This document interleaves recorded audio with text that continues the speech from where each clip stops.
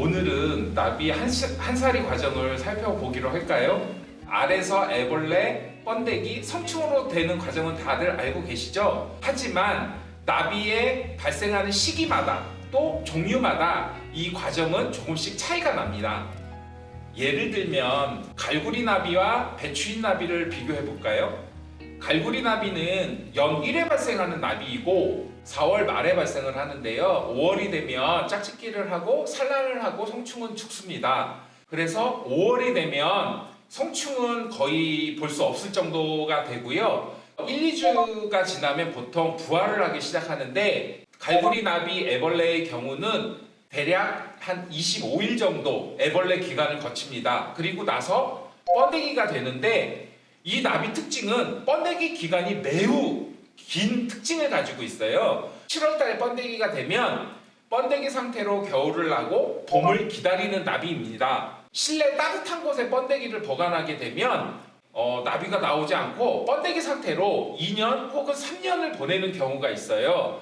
반면에 배추인 나비 같은 경우는 연 4회에서 5회 정도 발생을 합니다. 이 나비 같은 경우는 기후에 따라서 성장 속도가 매우 차이가 나는데요. 봄보다는 여름이 짧고요. 여름보다는 가을이 길게 나타나는 특징을 가지고 있습니다. 4일에서 7일 정도 기간이 지나면 알에서 애벌레로 부화가 시작이 됩니다. 그리고 애벌레에서는 대략 20일 정도면 번데기가 되는데요. 번데기에서 성충되는 과정도 5일 정도로 비교적 짧은 편입니다.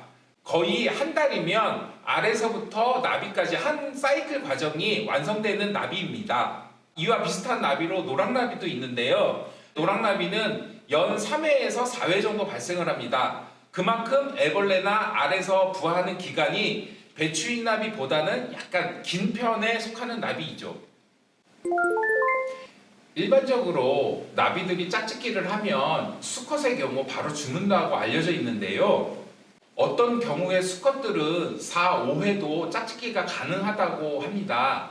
나비 수컷들의 수명을 정확하게 알 수는 없습니다. 이에 비해 암컷의 경우는 산란을 하기 때문에 수컷에 비해서 수명이 1개월에서 3개월 정도 긴 편에 속합니다.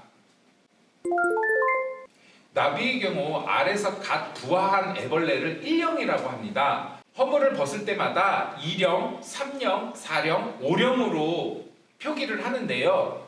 국내 나비 중에서는 부전나비의 경우 4령까지 있다고 해요. 호랑나비나 네발나비, 팔랑나비의 경우는 5령까지 있다고 합니다.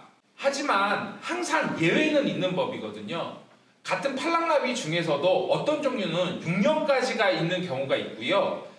부전나비도 4령이라고는 하지만 개미와 공생하는 나비 중에 7령, 8령까지도 가는 나비가 있기도 합니다. 네발나비 중에는 어리표범나비 속의 나비가 국내에도 있는데요. 이 나비 같은 경우는 지금 알려진 것은 기본이 7령에서 9령까지도 간다고 합니다. 이것은 네발나비과의 특징이 아니라 어리표범나비 속에 독립된 특징으로 알려져 있습니다. 오늘은 나비 한살이 과정을 살펴보았는데요. 혹시 궁금한 점 있으시면 댓글로 남겨주세요.